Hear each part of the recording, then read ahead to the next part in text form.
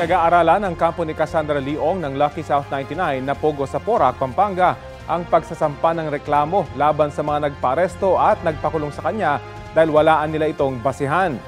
Payo naman ng abogado ni Sheila Guo, magsabi lang siya ng totoo sa nakatakda niyang pagharap sa Senado ngayong araw. Balita hatid ni Oscar Oida. Mula sa National Bureau of Investigation, dinala sa Senado ang kapatid ni dismissed Bamban Mayor Alice Guo na si Sheila.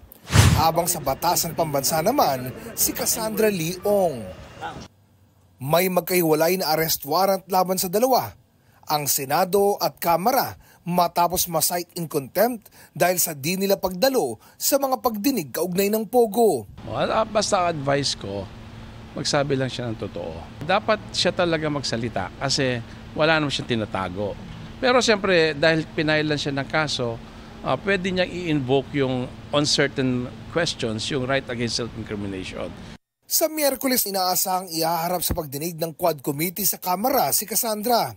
She is our only link doon sa Lucky South 99 at saka doon sa ibang illegal Pogo hubs that was raided by PAOK. We have to get information from her kung sino yung may-ari, sino yung abogado, sino yung tumatayong mga incorporators nito. Ang gusto natin malaman dito sino ang people behind Cassandra Leong. You have to remember that Cassandra Leong is only 24 years old.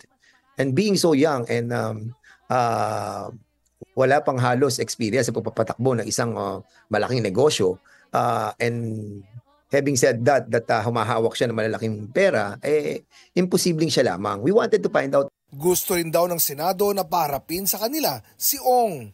Pero sabi ni Barbers, pag-uusapan pa ito ng House Quadcom. Ang kampo ni Ong, pinag-aaralang magsampa ng reklamong arbitrary detention laban sa mga nasa likod ng pag-aresto at pagkakakulong nito. Kasama raw sa tinitingnan nilang reklamo ang mismong Justice Department.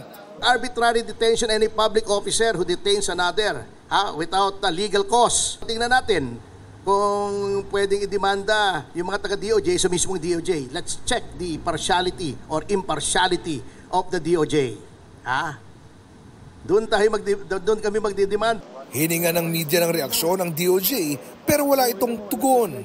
Sa gitna ng lahat ng ito, nasaan na nga ba si Alice Guo? Base raw sa pagkipag-ugnayan ng Presidential Anti-Organized Crime Commission o PAOK sa kanilang counterparts, nasa Batam, Indonesia pa rin siya. Ito rin ang impormasyong natanggap ni Senador Sherwin Gatchalian, pati na ng Bureau of Immigration. Yung mga ASEAN ambassadors na kausap ko at sabi nila naka-alerto na rin yung kanilang mga otoridad. So mahihirapan siyang gumalaw ngayon. Doon po sa ating coordination with our counterparts, Indonesian immigration, wala pa pong attempt si Mayor Alice Guo na magtawid border muli mula po nung huli niyang pasok noong August 18. Nauna na rin sinabi ng PAOK na base sa nakuha nilang impormasyon, hindi China ang posibleng final destination ng na-dismiss na mayora, kundi sa Golden Triangle region sa Southeast Asia, partikular sa Cambodia. We're confident that she's trying to get into the Golden Triangle because the Guo family has business interests, gambling interests in Cambodia. So that would be the safest bet that we have as of this moment. Inaalam din ng PAOK sa kanilang counterpart sa Hong Kong kung nakalipad nga ba o nakapasok sa kanilang teritoryo ang kapatid ni Alice na si Wesley. Ang NBI naman, sinabing patuloy ang pagsubaybay nila sa mga galaw ni Guo. Yan continuously nagmo-monitor kami. Meron tayong mga nakaabang pa rin na mga ahente. Sabay ng paghahanap kay Guo ang paghahanap din sa mga tumulong sa kanya na makaalis sa Pilipinas. May mga lead na raw ang PAOK kung sino-sino ang mga ito at kasalukuyan pa nilang kinukumpirma. Oscar Oida, nagbabalita para sa GMA Integrated News.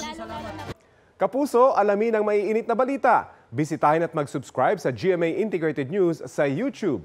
Sa mga kapuso abroad, samahan nyo kami sa GMA Pinoy TV at sa www.gmanews.tv.